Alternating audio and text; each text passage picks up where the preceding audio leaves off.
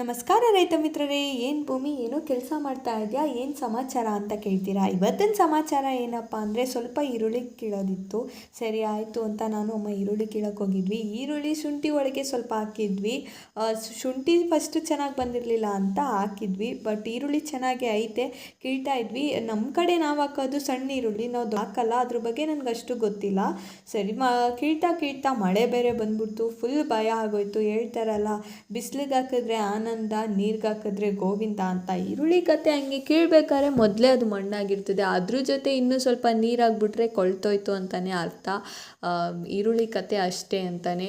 ಹೆಂಗೋ ಸದ್ಯ ಬಂದಿದ್ದ ಮಳೆ ದೇವ್ರ ಪುಣ್ಯದಲ್ಲಿ ಹಂಗೆ ಹೊಂಟೋಯ್ತು, ಮಳೆ ಬರಲಿಲ್ಲ. ಸರಿ ಆಯಿತು ಅಂದ್ಬಿಟ್ಟು ನಾನು ಅಣ್ಣ ಬೇಗ ಬೇಗ ತೋಟದಿಂದ ಮನೆಗೆ ತೊಗೊಂಡೋಗಿ ಹಂಗೆ ನೆಲದ ಮೇಲೆ ಹಾರಾಕಿದ್ವಿ. ಫುಲ್ ಮಣ್ಣು ಕಚ್ಕೊಬಿಟ್ಟಿತ್ತಲ್ಲ, ಆರಲಿ ಅಂತ.